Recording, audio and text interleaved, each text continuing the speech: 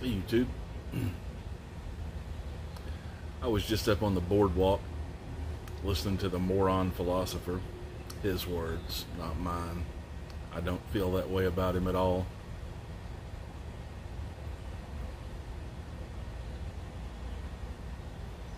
And he was talking about a couple of things I found very interesting.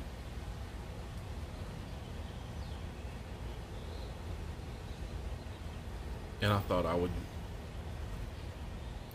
share some thoughts I had while I was listening to him. These obviously haven't been fleshed out very deeply because most of you probably haven't even seen his video yet. It's only been up like 3 minutes. Well, 15 minutes because I watched the whole thing. But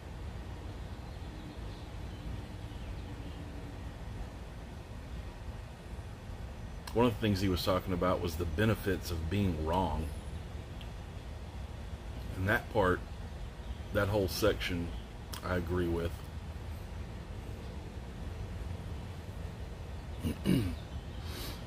Being wrong, he was saying being wrong is the only way, typically, that you learn how to improve or to be better or to do the right thing.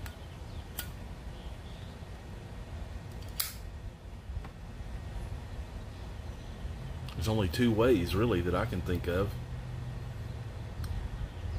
to learn how to do something. And that's to do it or to be shown how to do it. Now, to be shown how to do something like baking cookies or tying a knot,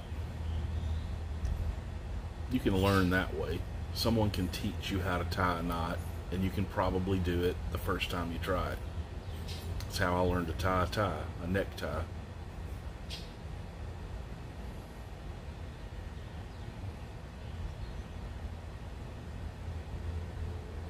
But when it comes to things like living life, making decisions that affect you, your family, your friends, society, there's not very many people out there that have been successful either in showing someone how to do things or having people take to heart the things that they say.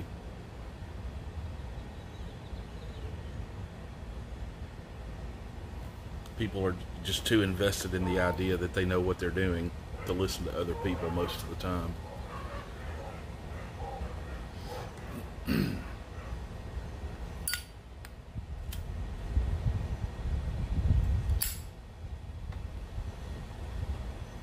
So then the question comes to mind, how do you know you're wrong?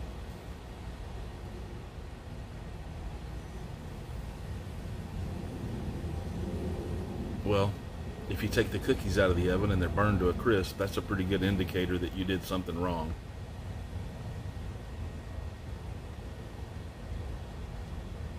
If you tie a knot and it just falls apart,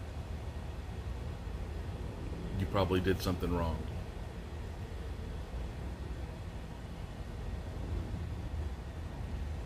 But what about living life? What about the things that you teach your kids, or the things that you say to your spouse or your friends or whoever?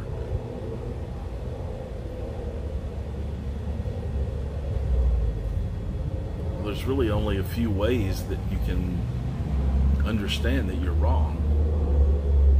The best way is to have someone challenge your ideas, to make you dig further into yourself and figure out what you're doing. The problem with that is, most of the time, when we're confronted about something like that, our immediate impulse is to get defensive.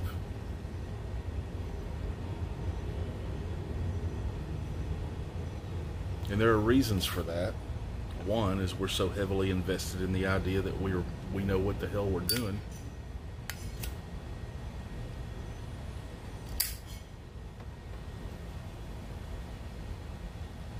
And the other is in the way that we're confronted often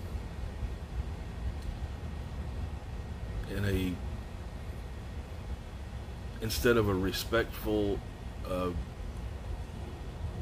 a manner of speaking where someone is trying to help you do something, be better. Often we're confronted in a, well, I guess the verb and adverb pretty much speak for themselves, in a confrontational manner. That's an adjective, confrontational.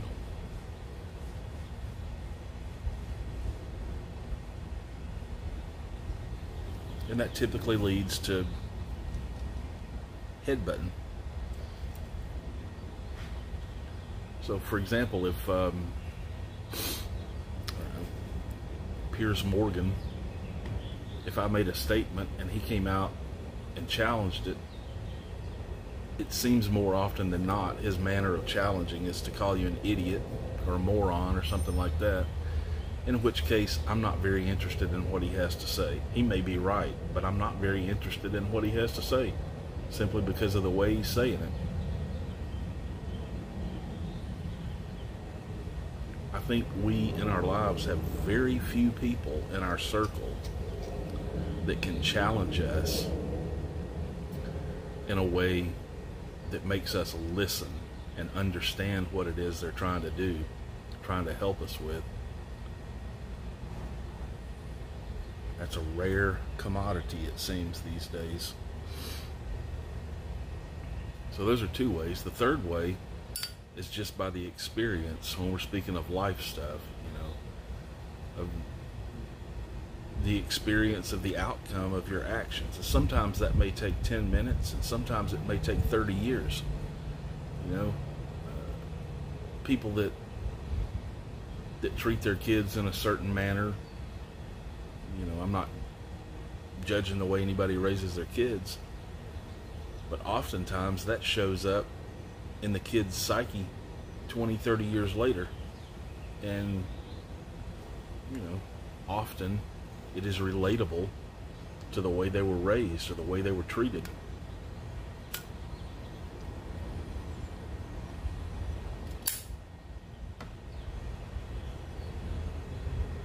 Caveat to that, we also have the responsibility to ourselves to get through that stuff in a productive way. Now there's an argument on both sides of that. My mom wasn't the best teacher, the best example, so I could sit here and blame all of my problems on my mother, or I could say, yes, I had a hard time with this or that, but I've decided the better way to do it is to X.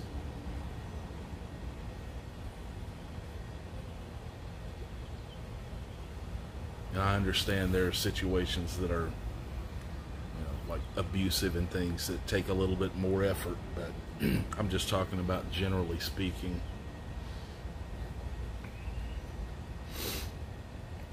So yeah, sometimes figuring out that you're wrong is paramount in learning from your mistakes, and people aren't that interested in learning that they're wrong. Sad but true. I tend to agree with Boardwalk Piper. Show me I'm wrong every chance you get. Show me, because I want to know.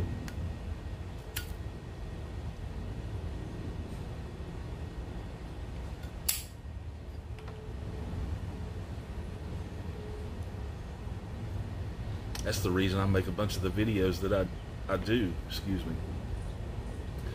Not to tell you what I know, but for you to tell me what I don't know.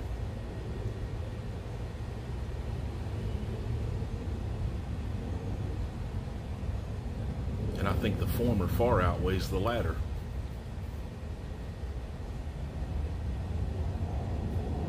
Got that backwards.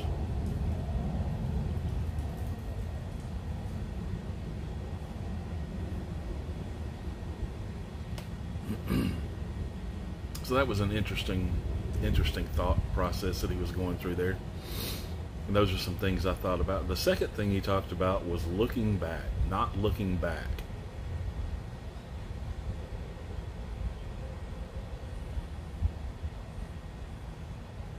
I think that goes hand in hand in helping us to see that we're wrong. Now, I understand the context in which he was saying was looking back and lamenting about, oh, poor me, I should have done this, I should have done that. That's not a good thing.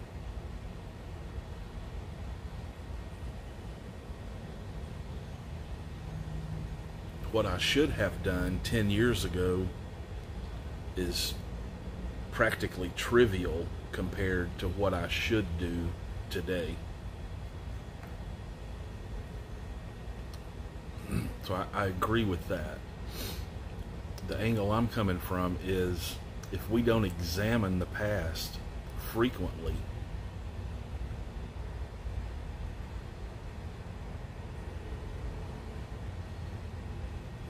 we lose part of the chance to understand what needs to be done in the present or in the future. You've heard that quote before, those who forget history are doomed to repeat it. I think that's a pretty strong, true statement. And I don't think he was saying that it wasn't. He was coming at it from a different point of view. That's just what popped in my head when he said that. So you have to be able to go back and say, why am I in this boat I'm in? Well, what did I do to put myself here?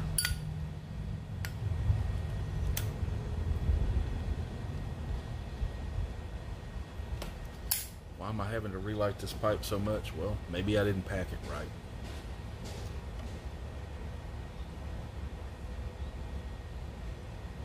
Maybe I'm talking too much.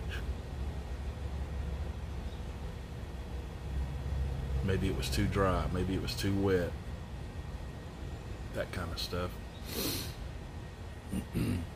Why am I $30,000 in debt? Well, maybe you didn't understand credit.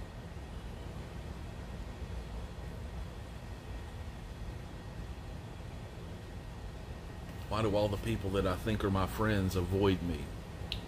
Maybe you were a jackass.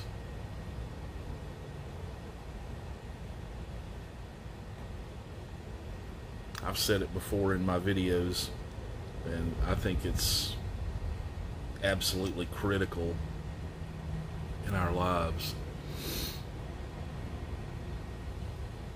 How we view people, how we do things, how we plan, how we, you could put a number of different things to it.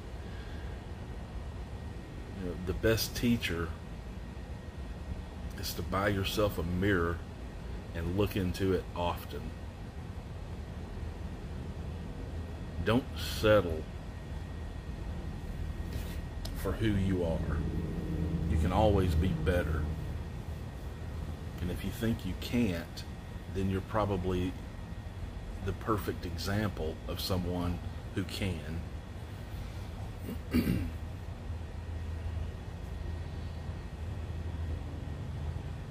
Anyway, you guys go check out the Moron Philosopher.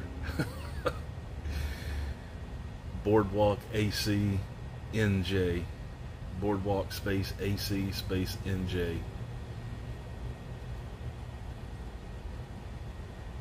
He puts up some pretty good stuff. He puts up some thought-provoking content. We've had a couple of back and forths and live chats and things like that. And he's always respectful. He's